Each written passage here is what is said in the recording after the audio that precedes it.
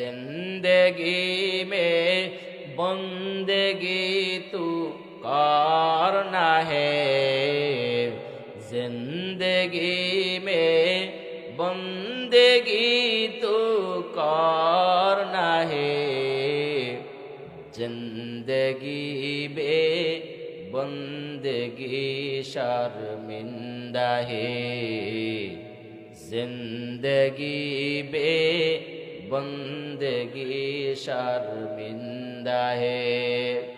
दुनिया में हो दुनिया का तलबगार ना हो,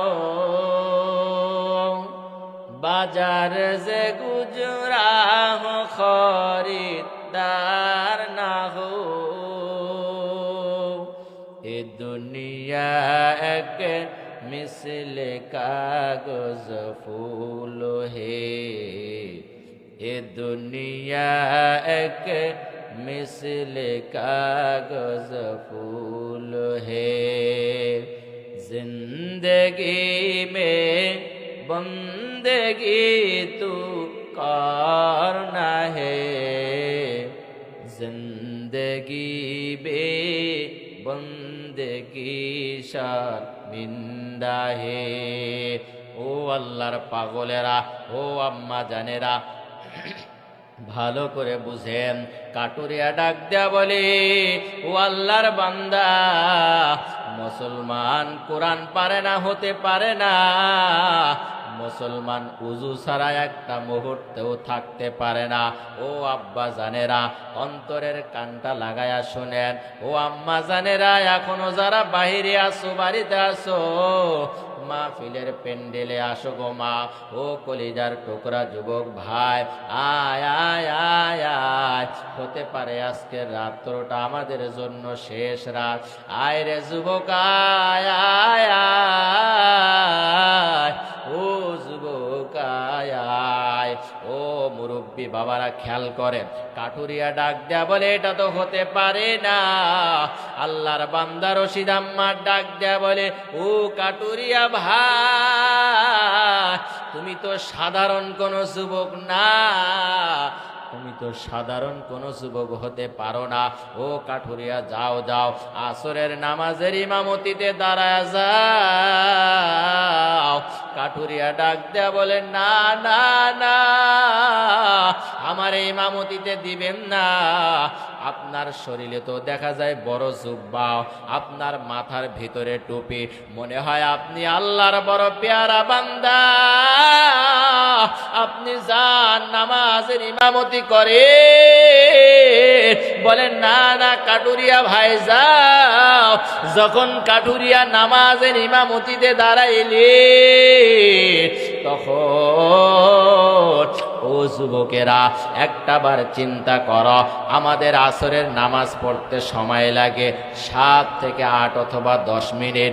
কাঠুরিয়া নামাজ আদায় করলে আসরের নামাজ আদায় করতে সময় লাগছে 1 ঘন্টা। ইয়া ইলাহি মুঝসে মুঝকো দূর কর, ताके देखो मुझ में तुझको एक नजर। या इलाही तू मेरा माबूद है, या इलाही तू मेरा माशूक है। আর জোরে বলেন না সুবহানাল্লাহ। কাঠুরিয়া ডাক দেয়া বলেন, আমি কেমনে নামাজ শেষ করব? আল্লাহর বান্দা রশিদ আম্মার ডাক দেয়া বলে, ও কাঠুরিয়া ভাই, কেন এত লম্বা নামাজের সময় লাগছে জানতে পারেনি? আমার মনটা তো মানে না, আমার মনটা জানবার চায়। ও কাঠুরিয়া ভাই, বল বল বল। ও আম্মা জানেরা, ভালো করে খেয়াল করেন। আল্লাহর বান্দা কাঠুরিয়া ডাক দিয়া কয়, আমি যখন নামাজে দাঁড়াইলাম, যখন সানা আল্লাহু আকবার বলিয়া, খেয়াল করেন বাজানরা, আল্লাহু আকবার বলিয়া যখন হাতটা বাঁধিয়া নামাজে দাঁড়াইলাম, আমি যখন নামাজে দাঁড়ায়া যখন সানা পড়তেছি, যখন সানা পড়লা আমার আল্লাহ তাআলা ডাক দেয়া বলে, কাঠুরিয়া তোর তেলাওয়াতটা এত মজায় আমি আল্লাহ পাই। আল্লাহু আকবার বলো না। আল্লাহ ডাক দে কই, কাঠুরিয়া তুই হাতটা ছাড়বি না, তেলাওয়াত কর কর কর, তোর তেলাওয়াতটাই আমি আল্লাহর কাছে বড় মজা। না না তুই তেলাওয়াতটা ছাড়বি না, আমি কোনোভাবেই তেলাওয়াতটা ছাড়তে পারি না। আমি যখন ও আল্লাহর বান্দা, আমি কাটুরিয়া যখন তেলাওয়াত শেষ করলাম, এজন্যই আমার তেলাওয়াত দীর্ঘ লম্বা হয়ে যায়।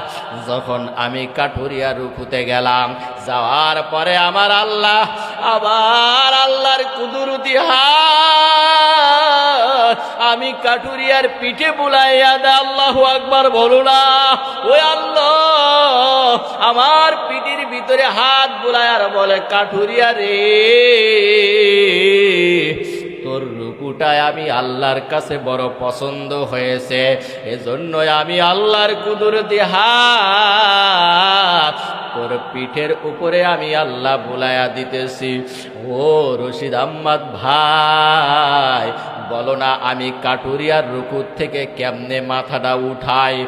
এরপরেও রুকু শেষ করলাম, এরপরেও আমি সেজদাতে যাওয়ার পর কি হয়েছে জানুনি? বলে কি হয়েছে কাটুরিয়া ভাই বল।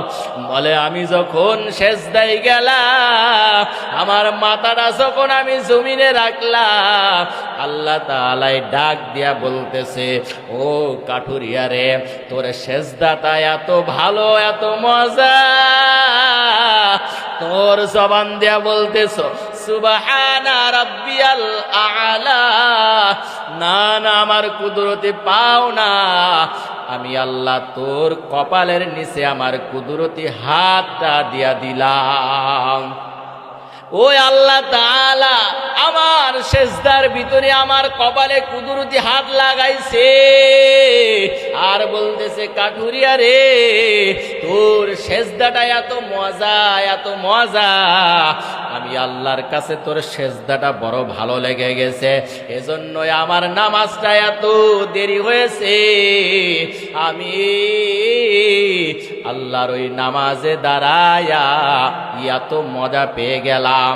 ও আম্মা জানেরা খেয়াল করেন, একটা বার চিন্তা করেন, ওই আল্লাহ তাআলা আপনার উমার উপরে নামাজ দিয়েছে।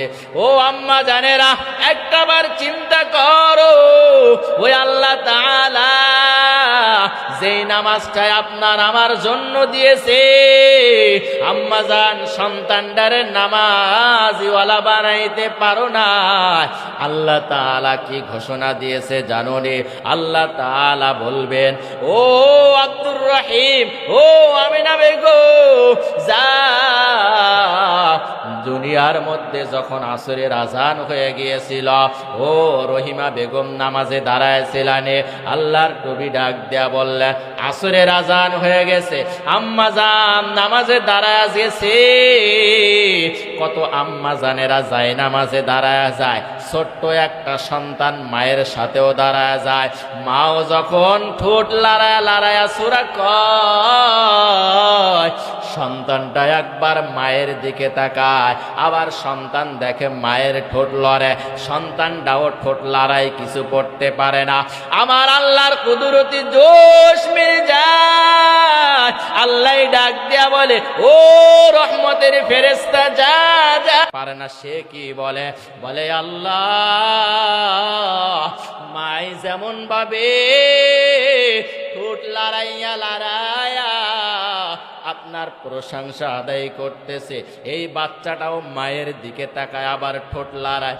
আল্লাহ ডাক দেয়া বলে, ফেরেশতা আমি আল্লাহর বড় এই দৃশ্যটা ভালো লেগেছে, ওই মায়ের নামাজটা কবুল হোক আর না হোক, ওই মায়ের আমল নামার ভিতরে ওই সন্তানের যেই কবুলিয়াত নামাজের সওয়াব হয়, ওই মায়ের ওই আমল নামার ভিতরে কবুলিয়াত নামাজের সওয়াব দান করে দাও। যখন তুমি মালিকের দরবারে কুদরতি কদমে সেজদা লাগাইবা, আমার আল্লাহ তোমার জীবনের সব গুনাহগুলো মাফ করতে পারে কি পারে না? এজন্যই নামাজের জন্য কেমন কষ্ট করেছেন সাহাবায়ে কেরাম। সাহাবায়ে কেরামদের দিকে তাকাও, কেমনে নামাজের জন্য কষ্ট করেছে। মায়ার নবীর সাহাবী হযরত আব্দুল্লাহ আনসারী রাদিয়াল্লাহু তাআলা আন কেমন নামাজি ছিলেন। সাহাবায়ে কারামদের সাথে হঠাৎ করে কোনো কথা নাই, হঠাৎ করে কোনো হাসি তামাশা নাই, হঠাৎ করে নামাজে মসজিদে খুব নামাজের সময় ছাড়া সময় দিতে পারে না।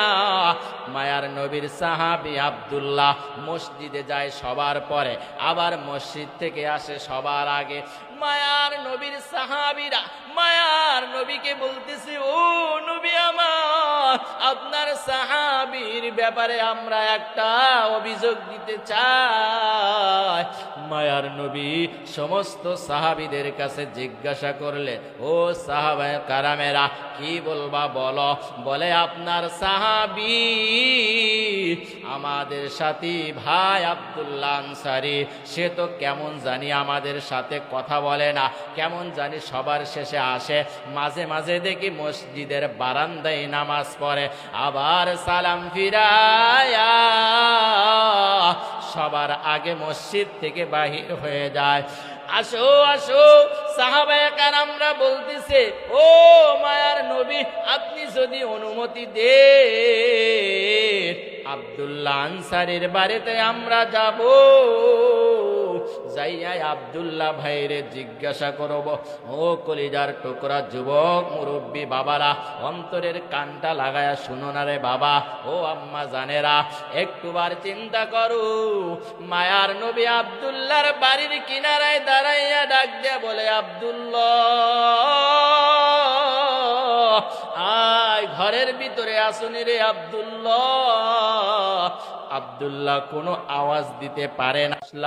আব্দুল্লাহ চোখের পানি ফালায়া কান্দি, আর মায়ার নবীরে ডাক দেয়া বলে, ও পয়গম্বর, কি বলবো, এই কথাটা তো আমি বলতে চাই নাই, আমি গোপন রাখতে চেয়েছিলাম নবী আমার। বলে, বলো আব্দুল্লাহ। তখন মায়ার নবীর সাহাবী আব্দুল্লাহ আনসারী রাদিয়াল্লাহু তাআলা আন ডাক দেয়া বলেন, পয়গম্বর, আল্লাহ আমারে বড় গরিব বানাইছে, এজন্যই আমি নামাজে আপনার সাথে সময় দিতে পারি না। কেন রে আব্দুল্লাহ? ও মায়ার নবী, আমি আমার শুধুমাত্র একটা কাপড়, একটা চাদর ছাড়া আর কোনো কাপড় নাই। মায়ার নবী আমার ঘরের ভিতরে আমি একটা গর্ত বানাইলাম। কি বানাইলাম? একটা গর্ত বানাইলাম। ওই গর্তের ভিতরে আমি কি করে জানেন গো নবী আমার? ও আম্মা জানেরা, ভালো করে খেয়াল করে শুনেন। ও আম্মা জানেরা, এখনো পর্যন্ত তুমি নামাজি হতে পারো নাই গো মা, একটাবার খেয়াল করেন। ও যুবক ভাইরা, মুরব্বী বাবারা আমার, আল্লাহর নবীর সাহাবী আব্দুল্লাহ মায়ার নবীরে ডাক দেয়া বলে, ও নবী আমার যখন নামাজের সময় হয়ে যায়, তখন আমি একটা চাদর মাত্র, ওই চাদরটা নিয়া আমি আমার স্ত্রীর ওই ঘরের ভিতরে গর্তের ভিতরে রাখিয়া আমি আব্দুল্লাহ মসজিদে নামাজের জন্য চলে যায়। মায়ার নবী আমার, আমি যদি নামাজে দেরি করি, নামাজের সময় ওয়াক্ত পার হয়ে যাবে, আমার স্ত্রী নামাজ পড়তে পারবে না। এজন্যই মায়ার নবী আমার, আমি মসজিদ থেকে সবার আগে বাসায় চলে আসি। আসার পরে আমি আবার গর্তের ভিতরে ঢুকিয়া যাই, আমার স্ত্রীর চাদরটা কাপড়টা দিয়ে দেই, আবার স্ত্রীর কাপড়টা দিয়ে নামাজ পড়ে। একটাবার চিন্তা করেন, মায়ার নবীর সাহাবায়ে কেরামরা ওই নামাজের জন্য কতই না কষ্ট করেছে। আল্লাহ তাআলা তো আমাদেরকে একটা কাপড় না, আমাদের কত কত হাজার রকম কাপড় আল্লাহ দিলেন, কত হাজার রকম খাবার দিলেন। মায়ার নবীর সাহাবায়ে কেরামরা কতই না কষ্ট করেছে নামাজের জন্য, দিনের জন্য, কালিমার জন্য। সাহাবায়ে কেরামরা কতদিন যাব, 2 দিন 3 দিন যায়, পেটের ভিতরে কোনো খাবার নাই, এমন অবস্থা হয়ে যায়। সাহাবায়ে কেরামরা পেটের ভিতরে পাথর বাঁধছে, একটা করে পাথর বাঁধিয়া মায়ার নবীর কাছে যায়। ও মায়ার নবী আমার, দেখেন দেখেন, আর তো সইতে পারি না, ক্ষুধার যন্ত্রণায় পেটের ভিতরে পাথর বাঁধছে। তখন মায়ার নবী ডাক দেয়া কয়, সাহাবীরা রে, আমি তো তোমাদেরকে রিজিক দেওয়ার মালিক না। ও আব্বা জানেরা, জবানটা কেউ বন্ধ রাখবেন না, জবানটা খুলিয়া বলেন না রিজিকের মালিক কে? ওই আল্লাহ তাআলা। শুরুতেই বলছি আল্লাহই তো উত্তম রিজিক দেনেওয়ালার মালিক। মায়ার নবী ডাক দেয়া বললেন, ও সাহাবীরা, আমি তো তোমাদের রিজিক দেওয়ার মালিক না, তোমরা আমার কাছে আসছো অভিযোগের জন্য। তোমরা পেটের ভিতরে একটা পাথর বেঁধে আমাকে দেখাইতেছো, আমি নবী দুঃখের কথা কি বলবো? তখন মায়ার নবীর জুব্বা মুবারকটা উঠায়া সাহাবায়ে কেরামদেরকে দেখাইতেছেন, দেখো তোমরা তো একটা পাথর বুকের ভিতরে বাঁধছো, আমার পেটের ভিতরে কোনো পাথর বাঁধা আসেনি। সাহাবায়ে কেরামরা তাকাইয়া দেখে সাহাবায়ে কেরামদের পেটের ভিতরে তো একটা পাথর বাঁধছে, মায়ার নবীর পেটের ভিতরে 2টা পাথর বাঁধা। আর তখন সাহাবায়ে কেরামরা বলেন, ও মায়ার নবী আমার, আমরা কতটুক কষ্ট পাওয়ার পর আপনার কাছে অভিযোগ করার জন্য আসলাম। ও পয়গম্বর, আপনি তো কোনো অভিযোগ দিলেন না, কিছুই বললেন না। মায়ার নবী বললেন, কেন তোমাদের কাছে বলবো? রিজিক তো দিবেন আমার আল্লাহ, ওই আল্লাহর কাছে চাও, আল্লাহ তোমাকে উত্তম রিজিক দিবেন। এজন্যই আল্লাহ বললেন, ইন্নাল্লাহ হুয়ার রাজ্জাকু যুল কুওয়াতিল মাতিন। আমাদের সকলের রিজিক দেওয়ার মালিক কে? ও আম্মা জানেরা, পর্দার আড়ালের আম্মা জান, আপনাদের কাছে একটা বাণী পৌঁছাইতে চায়, আপনিও নামাজি হয়ে যান, সন্তানটারেও নামাজি বানান। ও আম্মা জান, আপনি তো আল্লাহর ওলিদের মা, আপনি তো নবীদের মা। ও মা গো, আপনি তো রাবিয়া বসরির মতো মা। ও মা, আপনি পর্দার ভিতরে থাকনেওয়ালা হয়ে যান, নামাজ পড়নেওয়ালা মা হয়ে যান, তাহলে আল্লাহর দরবারে আপনার ইবাদতগুলো কবুল হয়ে যাবে। ও আম্মা জান, জীবনটা পরিবর্তন করতে চাইলে,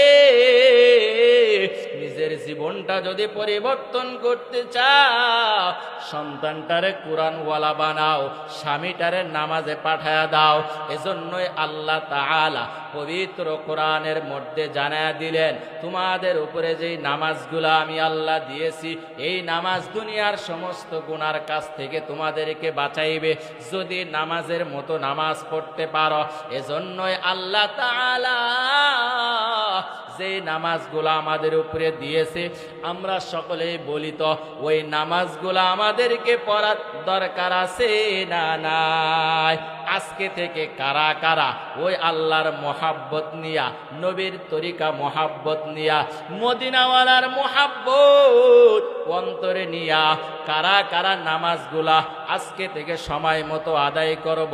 মুনাফিকি যদি না থাকে, আমলের নিয়ত যদি হয়, আম্মা জানেরা সহকারে আমার মুরব্বী বাবারা 2টা হাত মালিকরে দেখা দেই, নারায়ে তাকবীর। আয় আল্লাহ, আজকের এই মাহফিল কবুল করেন, বলেন আমিন। সকলের হাতগুলা কবুল করেন, বলেন আমিন। আয় আল্লাহ, সকলের তওবা কবুল করেন, বলেন আমিন।